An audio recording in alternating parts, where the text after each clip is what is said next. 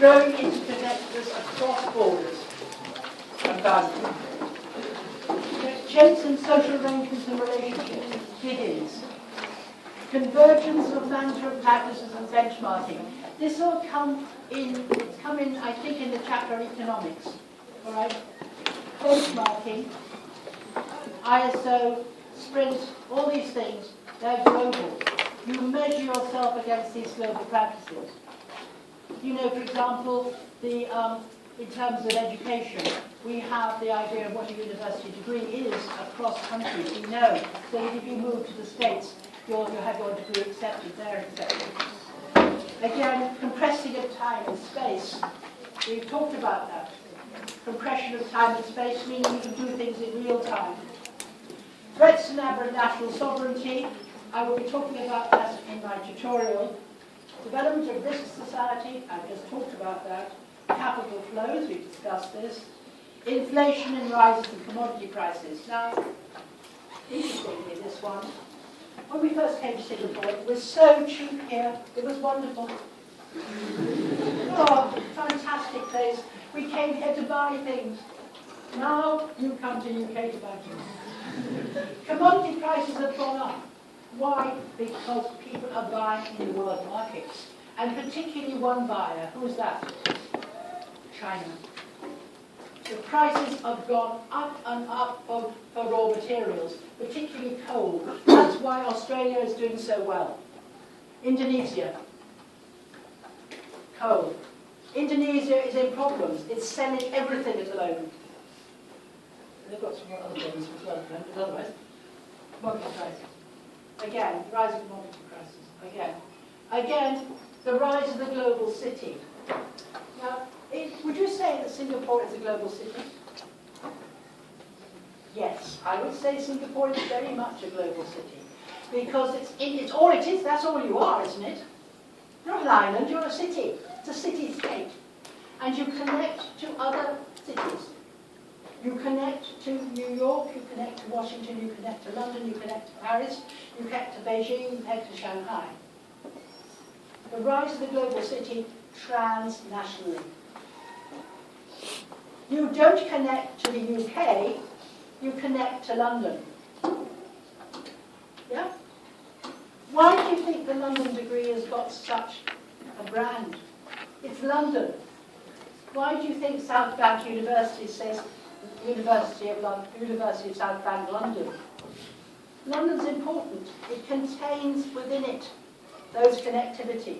Now, many countries are trying to be more global, i.e. Mumbai is trying to be a global city. It's trying to make these connections.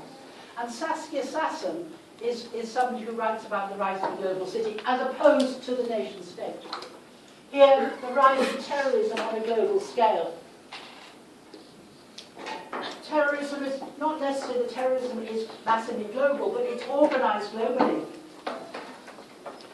I mean, your country has done incredibly well to fight terrorism. Incredibly well. Because it's got fantastic systems of surveillance. Because it's small, it can know. Your systems of knowing what's going on are hugely, but other countries are not. But you've now got rising global terrorism. So we know that the CIA have just bumped off somebody else in Pakistan with drones, right? They are state terrorists. So again, the rise of global terrorism. Right, deglobalizing activities, yes there are. Let's look at Singapore now. Let's just look at Singapore. You've got deglobalizing pressures in Singapore. Can you give me an example of deglobalizing which happened here? What's happened in the last year, I would say, is deglobalizing. Not negatively necessarily, but it's really deglobalizing. If I could say.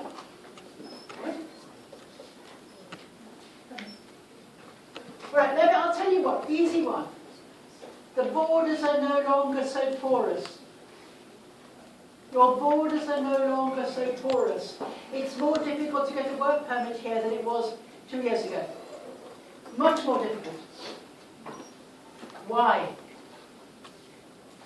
Your government wanted to increase the population of Singapore to 7 million. Why? Because All you had here was manpower and service, and you needed to do that with a growing population. So your government changed policy. What was the effect? You brought people in from mainland China, you brought people from all over the place. What was the effect? Rising understanding of globalization, globalism, fear of the enemy or xenophobia, yes?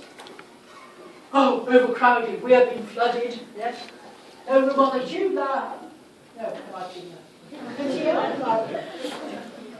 MRT, sorry, not communist MTR, that's why I didn't stop. Right. Globalism, you see, I know about the tube maps everywhere in the world. Right, so again, this thing is, you're going to, so what happens? Your government nearly loses the election. So what happens? The government tightens up and makes the borders less porous.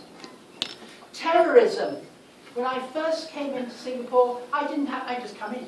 Today, when did you last come into Singapore? How long are you staying? What are you doing? Excuse me. I now feel there is a border, whereas before I didn't feel there was a border at all. The borders are becoming less porous. For lots of reasons. Right? So don't just think that it's always one way, it's not one way. So the rise of jihad, the rise of global terrorism, the rise of xenophobia and worries about jobs and unemployment are actually going to cause the times happening. Right, now let's just carry on with this. The questions that we ask, is globalization an extension of the modernizing processes of the 19th century? Is it just something we're picking up? Is it inevitable? Is it reversible? No, it can't possibly be reversible. It's here to stay. It's a question of what level. In terms of economics, up to a point it might be reversible, but not in terms of culture. Is it a development of free market capitalism? Yes, according to the Marxists. Is it new, continuing, or nothing new? It's dead. Now, Mr. Held, David Held, who wrote this idea, this is the transformation of skeptics and hyper-globalists model. David Held was very involved with LSE. He's now left LSE. He is no longer hegemonic in this area. Right? His writings are no longer listened to so much. Because that debate was the 20th century debate. As Claude Giddens said, it's moved on. Now here, is it a myth?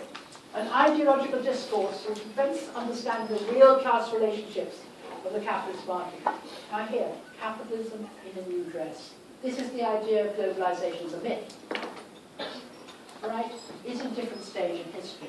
So again, these are the questions when you're writing an essay, you need to be able to think about and write about to help us to answer the question.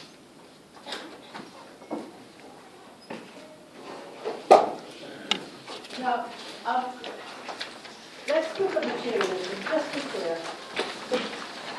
It is an ontological assumption.